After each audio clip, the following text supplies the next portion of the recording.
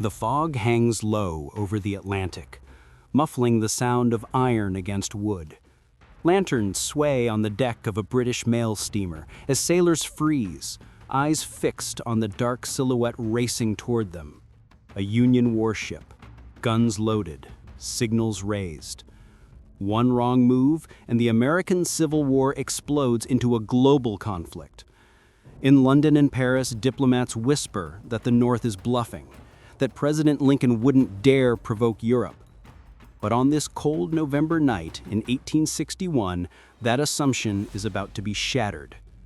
What happens in the next few minutes will drag Britain and France to the brink of war, closer than most of the world ever realized. And here's the twist. This entire crisis begins with two Confederate men, sitting quietly on that British ship, unaware that the world is about to change because of them. A voice thunders from the Union warship USS San Jacinto. "Heave to, or we fire." Captain Charles Wilkes, draped in his Navy coat and convinced he's performing a patriotic duty, stands rigid on the deck. He has orders from no one, but he believes the North needs a victory, any victory, and he sees one right here. Armed Marines swarm the Trent. British passengers protest, women scream, and officers shout that this is a violation of neutral rights. But none of it stops Wilkes. His men push through the crowd until they reach two calm figures, James Mason and John Slidell, Confederate diplomats bound for Europe, hoping to win British and French support for their cause.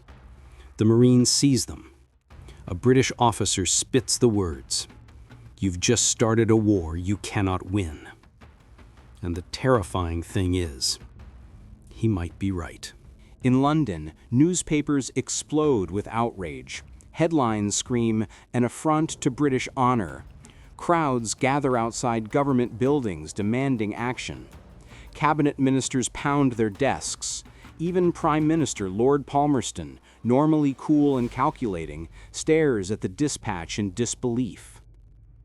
He mutters to his secretary, "The Americans have gone too far." Inside the War Office, officers unfurl maps of Canada.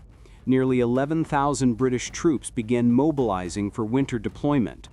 Warships are prepared to cross the Atlantic.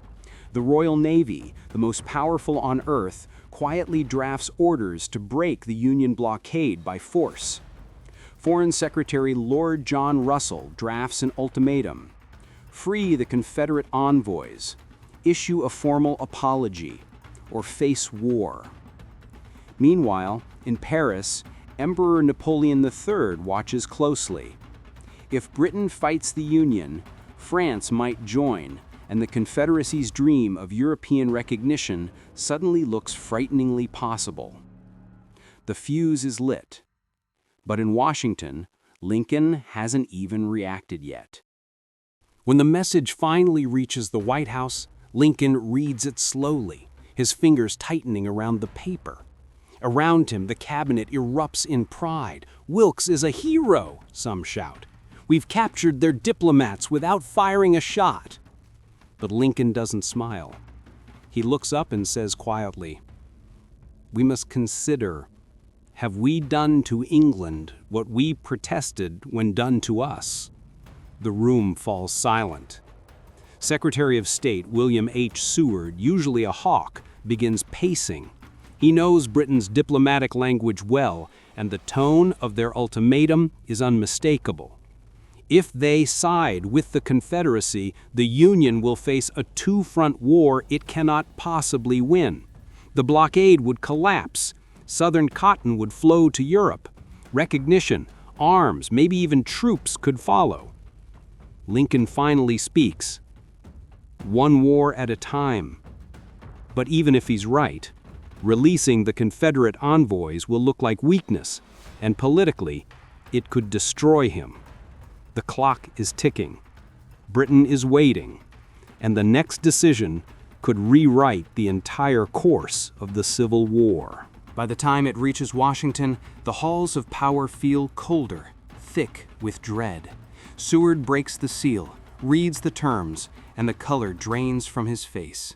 Britain demands the release of Mason and Slidell and an apology. Not a suggestion, a deadline. The cabinet is thrown into turmoil. Some advisors slam their fists on the table. We can't back down. Britain must not dictate American policy. Others whisper the truth no one wants to say aloud. If Britain goes to war, the Union collapses. Lincoln listens to the chaos as snow drifts outside the White House windows. His country is bleeding in the South. His armies are struggling. And now the greatest empire on earth is threatening to join the Confederacy. But here's the twist. Seward proposes something bold. He drafts a reply that accepts Britain's demands without ever admitting the United States was wrong. A diplomatic tightrope. The president reads it. The room holds its breath. Lincoln nods. Now everything depends on how Britain interprets the message. One misunderstanding, and warships could already be sailing. Foreign Secretary Lord John Russell reads Seward's carefully crafted letter. No apology, no admission of guilt, but critically, the Confederate envoys are released. The room divides immediately. Some ministers insist this is submission in everything but words.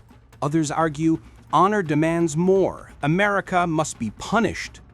Palmerston, stern and unreadable, listens as naval officers brief him. Fleets are ready, troop transports prepared, ammunition stocked. Britain is one signature away from war. But then a quieter voice speaks up. What is our true goal? Punish the Union or protect our interests? Because Britain needs northern wheat.